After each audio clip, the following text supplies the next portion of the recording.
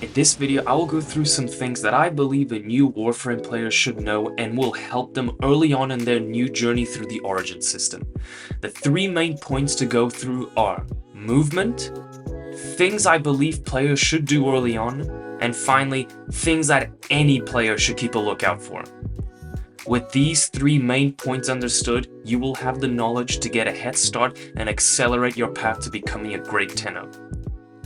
As always, be sure to like the video and subscribe to the channel, and don't forget to hit the bell icon to be notified on future videos. Also, be sure to follow us on X/Twitter. Alright, let's get into the video.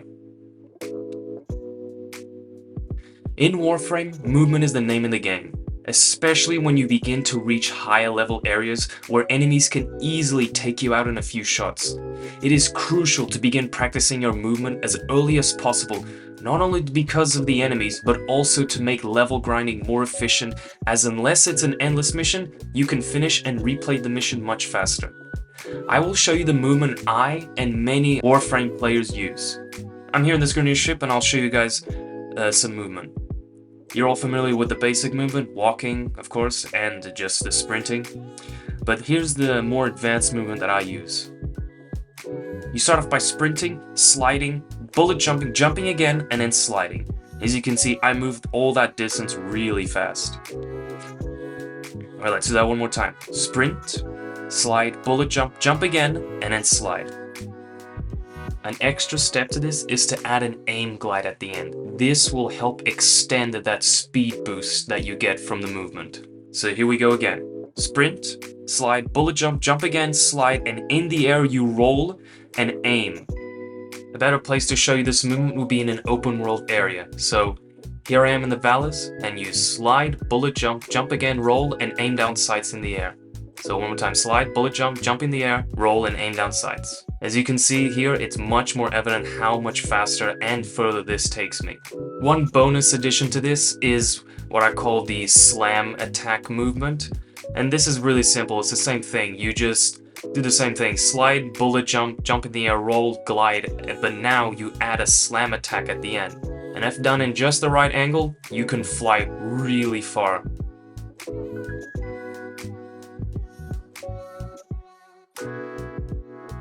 Clear planet nodes and unlock junctions to access other planets. This is probably one of the most important things, in my opinion, that any new Warframe player should do early on. It's easy to do and provides amazing long-term results. Unlocking and clearing as many planets as possible will give you access to more resource types and more dark sector missions to do. These missions have special properties such as increased drop chance and increased affinity from kills with certain weapons. This makes these types of mission nodes the best for grinding resources and leveling up weapons as quickly as possible. Another reason for unlocking planets is to clear the junctions. These are the checkpoints between planets and need to be cleared in order to access the next planet. Each junction has its own prerequisites to complete before you can attempt them. Once completed, however, they can reward resources, weapon blueprints, quests, and rare mods to use on your Warframe. These will provide a good boost for any early Warframe player. Complete quests as early as possible. Now this will happen naturally for some quests as their completion is a requirement for unlocking different planets, but another critical reason for completing quests are the rewards that some give. This could include weapon blueprints, rare items or their blueprints, and Warframe blueprints. But above all, these quests will unlock valuable game content and access to areas that could not be unlocked any other way and would be unavailable to players. A perfect example is the quest to unlock the Archwing. It's an easy quest that would guide the player through unlocking and crafting their first Archwing, granting access to previously locked planet nodes and allowing the player to begin leveling up and modding their Archwing as early as possible. Check the codex whenever you can to see if there are any new quests that can be started. Conserve your credits. There are many long-term money sinks in this game. Early on, it's best to save as much as possible and not waste on unnecessary things. Quests and completed junctions can provide free blueprints for new weapons and warframes. It can be tempting to just buy new blueprints to try out more weapons or different warframes, but it's much more efficient and smarter to stick to the weapon blueprints you get for free. Focus on leveling everything up to level 30 to maximize your mastery rank gains and conserve your weapon inventory space.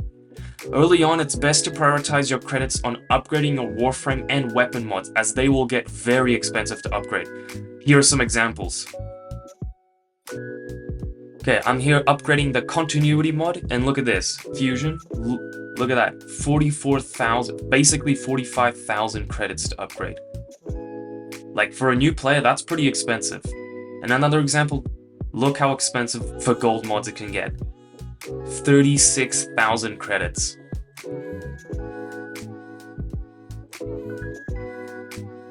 Gift of the Lotus Alert missions. These missions appear on your alert section when you enter navigation. The most common instance of this is after the monthly dev streams held by Digital Extremes. Do not pass up these missions, as they will offer very rare and valuable rewards that would otherwise take a long time to grind for. These rewards can be either an Orokin Catalyst blueprint or Orokin Reactor blueprint, and rarely Riven mods, Forma blueprints, or an Exilus adapter blueprint. While some of these may be unusable for early players, especially Riven mods, it's still an extremely good idea to complete these missions and hoard these items so that when the player can use them, they would already have a good supply and not have to immediately grind for more. Grind out the Nightwave.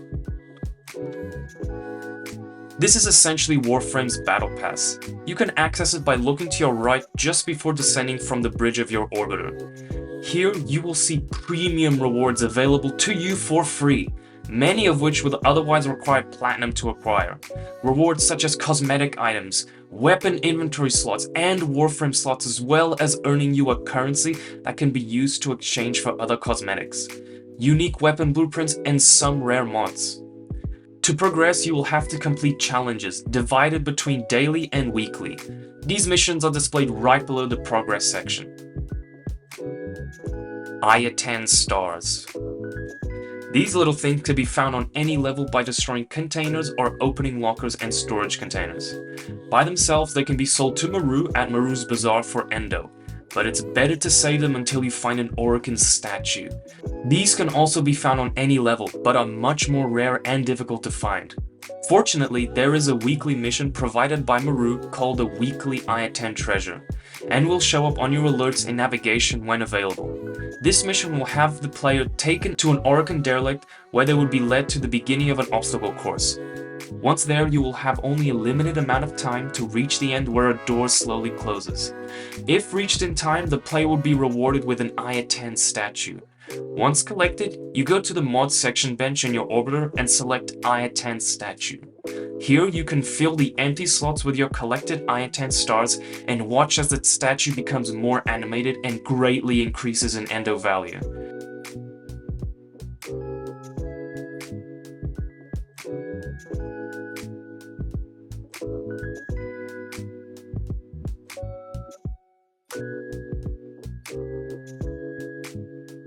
To sell these statues, just visit Maru again at Maru's Bazaar and sell them to her.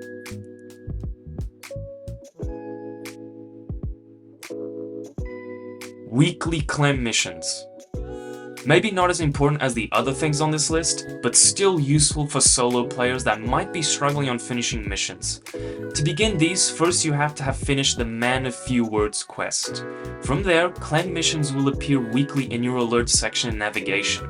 Selecting this mission will take you to a relay where you can fast travel to Darvo and begin the mission by talking to him. After helping Darvo and Clem on their mission, you will be rewarded with a blueprint for 5 Spectre clones of Clem.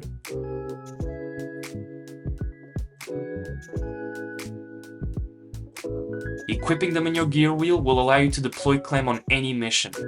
I found this very useful early on when I did not really understand the mechanics of Warframe, or I did not maneuver properly and I was just constantly getting taken out by enemies.